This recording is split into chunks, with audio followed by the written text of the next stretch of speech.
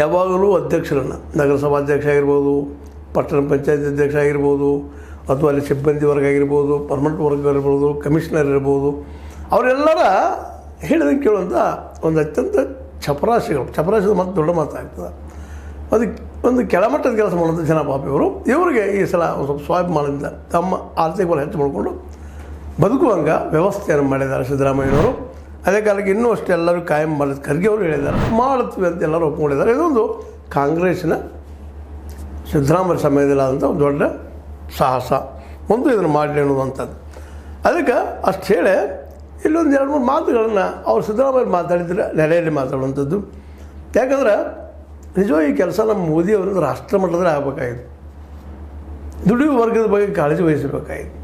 ಅದ್ರ ಬಗ್ಗೆ ಯಾಕೋ ಏನೋ ಕಾಳಜಿ ವಹಿಸಲಿಲ್ಲ. 2 ತಾಸಿದ್ದು 10 ತಾಸು ಮಾಡಿದರು. ಇಲ್ಲಿಯ ಕಾರ್ಪೊರೇಟ್ ಪರವಾಗಿ ಕೆಲಸಗಳನ್ನ ಮಾಡ್ತಾಯಿದ್ದು ನಾವು ನೋಡ್ತಾ ಇದ್ದೀವಿ. ಈ ಎಲ್ಲ ಇಲ್ಲೊಂದು ಹೊಸದು ಶುರುವಾಗಿ ಬಿಟ್ಟಿತ್ತು.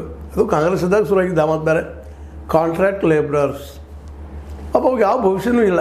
ಇವತ್ತು ಅದರ ಬದಲು ರಾಹುಲ್ ಗಾಂಧಿಯವ್ರು ಮಾತಾಡ್ತಾ ಇದ್ದಾರೆ, ಇಲ್ಲ ತೆಗೆದು ಹಾಕಬೇಕು, ಜಾತ್ಯತೆ ಹೋಗಬೇಕು ಅನ್ನೋದು ಅನೇಕ ಮಾತುಗಳು ಮಾತಾಡ್ತಾ ಇದ್ದಾರೆ. ಅದರಲ್ಲೂ ಇವತ್ತು ನಿನ್ನೆ ಮಾಡಿದಂಥ ಈ ಘಟನೆಯಿಂದಾಗೆ ಸಿದ್ದರಾಮಯ್ಯವ್ರಿಗೆ ಮತ್ತಷ್ಟು ಗರಿ ಹೆಚ್ಚಾಗಿ ಇಂಥ ಕೆಲಸಗಳು ಇನ್ನೂ ಬರಲಿ ಅನ್ನುವಂಥದ್ದು ಸಹಜವಾದ ಬೇಡಿಕೆಗಳಾಗ್ತಾಯಿದ್ದಾವೆ. ಇದ್ರ ಜೊತೆಗೆ ಆಯಿತು, ಪೌರ ಕಾರ್ಮಿಕರದ್ದಾಯಿತು, ಅವ್ರದ್ದು ಆಗಲೇಬೇಕಾಗಿತ್ತು, ಮಾಡಿದ್ದು ಭಾಳ ಸಂತೋಷ. ಜೊತೆಗೆ ಇನ್ನುಳಿದ ಕಾರ್ಮಿಕರ ಬಗ್ಗೆ ಕಾಳಜಿ ವಹಿಸಬೇಕಾಗಿದ್ದು ಅಷ್ಟೇ ಮುಖ್ಯದ. ಇದ್ರ ಜೊತೆಗೆ ಮೇಲ್ಮೆಲ್ಲ ಮಾತಾಡುವಂಥದ್ದು ಮತ್ತು ಇನ್ನೊಂದು ಮಾತಿಲ್ಲೇ ಮರ್ಯಾದೆಲ್ಲ ಹೋಗ್ಬೇಕಾಗಿದೆ. ಈ ದಿಶೆಯಲ್ಲಿ ನಮ್ಮ ಮೋದಿ ಅವರು ಸಹ ವಿಚಾರ ಮಾಡಬೇಕಾಗಿದೆ. ಯಾಕಂದ್ರೆ 10 ತಾಸು ದುಡಿಮೆಯನ್ನು ಮಾಡಿದ್ದಾರೆ, ಪೇಮೆಂಟ್ ಕಡಿಮೆ ಮಾಡಿದ್ದಾರೆ. ಮತ್ತು ಕಾರ್ಮಿಕರಿಗೆ ಇದಕ್ಕೆ ಇನ್ನೊಂದು ಮಾತ್ರ ನಾವು ಇಲ್ಲಿ ಕಾರ್ಮಿಕರಿಗೂ ಜೋಡಿಸ್ಬೇಕಾಗ್ಯದ. ಕಾರ್ಮಿಕರು ಇಷ್ಟೊಂದು ಪೇಮೆಂಟಿಗೆ ಆದಾಗ ಇದಕ್ಕೆ ಮೊದಲು ಇತ್ತು, ಇಲ್ಲಂತಲ್ಲ. ಈ ಹಿಂದಿನ ಸರ್ಕಾರ ಕಾಂಗ್ರೆಸ್ ಆರಂಭದಲ್ಲಿ ಮಾಡಿದಂಥ ಒಳ್ಳೆ ಕೆಲಸಗಳಿದ್ದಾವೆ, ಇಲ್ಲಂತಲ್ಲ. ಅದು ಮರೀಲಿಕ್ಕೆ ಆಗೋದಿಲ್ಲ.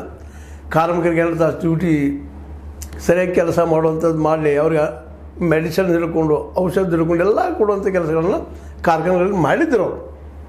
ಅದರ ಕಾರಣ ಅಂಬೇಡ್ಕರ್ ಅವರು 1930 ದೊಡ್ಡ ಹೋರಾಟ ಮಾಡಿಕೊಂಡು ನಂತರ ಸಂವಿಧಾನ ರಚನೆ ಸಂದರ್ಭದಲ್ಲೇ ಇವ್ರ ಬಗ್ಗೆ ಒಂದು ಕಾಳಜಿ ವಹಿಸಿ ಸಮಾನತೆ ಮಾಡಿಕೊಂಡು